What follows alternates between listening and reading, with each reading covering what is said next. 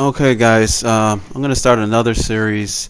I believe I started one showing you how you can be aggressive as Sim, but on this one, I'm going to show you instances in which you should actually be passive with Sim and still bring a lot of value to the team. First of all, I want to get a shout out to B. Menker. He's another Sim main. I know I said I would put up the game that we had together, man, but I just had so much going on that I haven't had the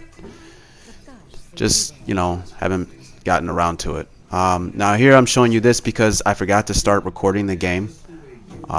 So this is me in practice mode showing you where I put it up in this game before we get the first engagement.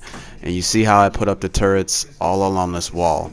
And that's called a cutoff turret configuration. It's where you cut off particular parts of the map.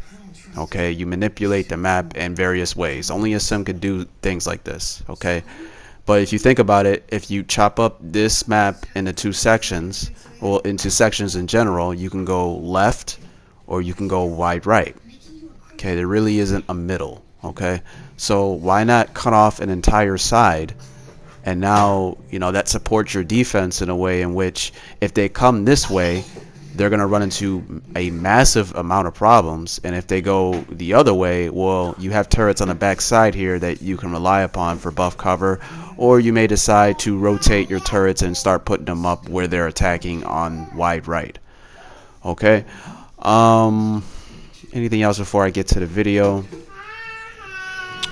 Sorry for my kids in the background, but there's just no other way for me to get videos up if I just try to wait for a 100% quiet time. It just doesn't happen with me, so I'm just gonna have to just start throwing up videos regardless of what's going on in the background.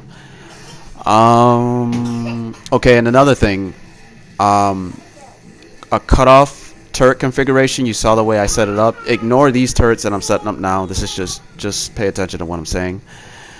The original turrets that I set up along that wall to cut off this side of the map is been great and optimal against a death ball comp. Okay, death ball would be your Reaper, Junkrat, Roadhog, Soldier, McCree, Reinhardt, that sort of thing. It wouldn't be as beneficial pretty much at all on a lot of maps against things like Winston, D.Va, basically dive tanks. Now, if they were running death ball tanks with dive DPS, well, then you can still get away with setting up your turrets here. However, I would set it up a little different, but that's for another video at another time. Okay, against a tracer, you wouldn't want to set up. You could set up a death ball. A cutoff turret here against a tracer, but in general, you would have to set it up differently, but that's for another time. Now let's get to the video. Alright, let's check it out, and let's freeze it right here. Okay, couple of things. Number one, what are you doing at the character select screen when you're picking sim? Okay, the very first thing you should be doing is checking your offensive team's comp, not offense, offense, defense, just your team's comp. Okay, and then you want to check the opponent's team, their character tendencies, who they tend to pick, etc. Now, before this game, I checked the enemy team character tendencies, the characters that they tend to pick, and I noticed that I did not see a Tracer or a Genji. I saw a lot of tanks, and I believe I saw like a Junkrat and etc. Okay, that would lead you to believe that they're probably going to end up running a Death Ball. I didn't see any Winstons or D.Vas, I don't believe either. So I knew that they would run Death Ball. So what is very good against a Death Ball? Well, a choke holding turret configuration. And on this map, you can utilize that as a cutoff turret configuration too. So it's 2-in-1. So I went and set it up at the point in which I showed you, and then I went inside in that room, and I was purposely shooting balls through that room to bait them to come and attack me, because I want them to come towards me to get wrecked. Okay, I know this ahead of time. If they come this way, I'm going to charge up my ult extremely fast. I'm more than likely going to get a lot of kills, and my team's going to start off with a whole bunch of ult charge that they won't, which will propel us in a momentum It will give us momentum for the next fight because we have more ult charge than them. Now, I also, last thing, take a look at how I use my orbs. When you use your orbs, do not attack people. You want to attack space. Okay? That's another video for another time, but watch how I shoot orbs. I'm not aiming at anyone. I'm aiming at space. Okay? So let's roll it.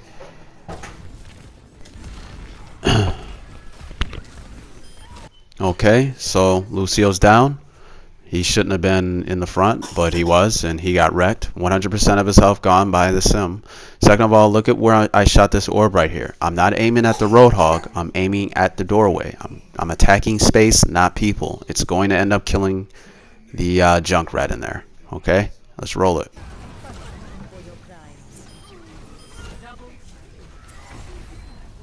Okay. Now I'm going to go ahead and pause it right here. Now, you as a sim main, I want you to pause this video and answer a couple of questions. One, why do you think I decided at this point, by looking at the enemy team comp, I decided that playing passive would be the best option? Okay, two, I want you to think, what are you going to put up? Are you going to put up TP, or are you going to put up shield generator? Or three, are you not going to put it up at all? Okay, now here's my line of thinking before I put up my ultimate. When I check the opposing team comp, in this instance, my first thing is I look for, do they have a tracer? Okay, no, they do not have a tracer. Do they have a Sombra? No, they do not have a Sombra. Okay, so they're running a pure death ball, and they don't have a hard flanker. Reaper's probably your best bet, but as far as hardcore flanker, they really don't have a nifty flanker, I should say. Okay, so your ultimate will be pretty good in the back somewhere. Okay, number two, do they have a potential team wiping ult on their team? Yes or no? I'm talking about wiping out 3, 4, 5 guys, and the answer is yes, they do. Okay, and if they do have a potential team wiping ultimate on their team, and if you don't know who it is, it's Zarya. Okay, if they do have one, do we have a defensive ult that will cover us against that team wiping ult? Okay, do we have a Zenyatta? Do we have a Lucio? The answer is no. If the answer is no to that, then I'm putting up TP almost every single time. Okay, because shield generator is not going to mean anything when she eventually grabs. When she grabs, she's going to wipe. I mean, you get 3 or 4 guys in there, and their Junkrat and their Reaper is just gonna, wreak havoc on it, and you're gonna die. It doesn't matter if you have that extra 450 health with your shield generator. Your shield generator is gonna mean nothing there. It's gonna be good for you coming up to that point, okay. But in that instance, when she does grab, it's going to mean nothing. Okay, you would be far more beneficial having a TP. So when that does happen and she does grab, okay, you can have your TP ready. So, when it happens and 5 of you go down, hey, they're going to take some of the point, but bam, we come out of the TP and we can defend the point again. Now, I, for one, that's not why I chose to play passive. I chose to play passive because in that instance, I don't want to set up TP now. Because even though that they don't have a lot of flankers, I still don't like the Reaper on their team. He can still Wraith or Shadow Step, get in the back somewhere, and my turrets won't mean much unless I'm there, and I still don't like the matchup there. So why set up TP now so that they'll get the audio cue on their team that TP is up, alerting the Reaper to come and find it and destroy it, when you can just set up TP after your team gets grabbed, and you can save the entire team. Okay, now, how would you be able to set up TP after the graph if you're in the graph? Well, you can't, because you'll just die and then you didn't even get to set up ult. So that's why I chose to play passive. I can't play aggressive here if I decide that I'm going to set up TP after the graph. You understand?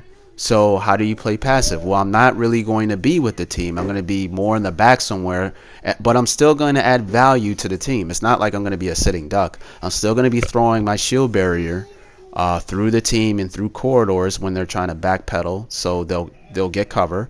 My turrets will still bring value on this side of the map because it cut off it cuts off this entire side of the map. You think this team is going to want to come this way again after what just happened? Okay, and if they do, I mean, they're not very smart. So now, that's the beauty about Sim. Now, we're like funneling them to one area of the map. Like, they're almost like forced. Like, there's really no option for them. They have to go wide left, from our perspective. So that helps out my team. They know which way that they're going to go. You're not going to have some straggler coming backside on my side because this side's covered with the Sim back here. So you just got to worry about what's in front of you. You don't have to worry about what's behind you. That's another thing about this map. Okay, I'm going to do a map series about each map. Now, if you ask yourself why it seems like it's impossible to hold this map down on Objective A, it's because this map is designed in a way in which you're forced to fight two front wars. If the enemy team is coming left side and right side, well, now you have to pay attention to two sides, and you just feel confined into one space, and you're distracted from one end, you're getting damage from behind you, and etc. Okay, in real life, armies don't want to fight two front wars. Okay, we're up 6-on-5. Soldier took down Mora, and that's why this map is so hard to defend point A. If you don't know why, I believe that's the biggest reason why. Okay, so now it's 6-on-4. Now you gotta pay attention to the kill feed. You're not gonna be able to count numbers during it while it happens, but you'll just be more instinctive with it. So now it's 6-on-3, more like 6-on-4 because the first one that died on their team is probably back, and now it's 5-on-4 in favor of us. Do you want to set up TP? No, we still have the numbers. Okay, because you're instinctive with the kill feed. Now it's 4-on-4. A lot of people may panic and put up TP, but now it's 5-on-4. We're up. Okay, and now it's probably back to 5-on-5 because the original guy is probably back in spawn, and now we're back up again. Okay, so you know, you don't have to panic as long as you pay attention to kill feed. Now the reason why I set up shield gen there is because I checked the enemy team comp, go back and rewind it, and I noticed that they swapped off Zarya. So now they don't have a team wipe, and they use the Junkrat tire. So, you know, it's not like you're going to get 2 kills off of us. So that's perfect. You don't need TP. Now we can sustain a lot more damage. Because we don't have to worry about a team wiping all. And now we're just so much tankier, and it's just, I mean, it's just, that's the beauty of Sim. On this map, instead of your team being forced to fight a two-front war worrying about right side and left side, you notice how they didn't come right for the rest of the game into that very last push with Reinhardt and Roadhog, and they only came on that side, obviously, maybe because of a panic type thing. It didn't seem like it was an orchestrated push on that side. And it's because they understood that they can't come over that way because it's cut off. Okay, so think of the value we brought there. There's a lot in that video I could have covered, but I missed because there's just so much to talk about when it comes to Sim. I want you, there was a moment I wanted to get to where our Roadhog was in trouble and he was backpedaling, and I threw my photon barrier through him so that he can, you know, get back safely without taking damage. I believe it was a Reaper attacking him. Okay, you know, that's in it.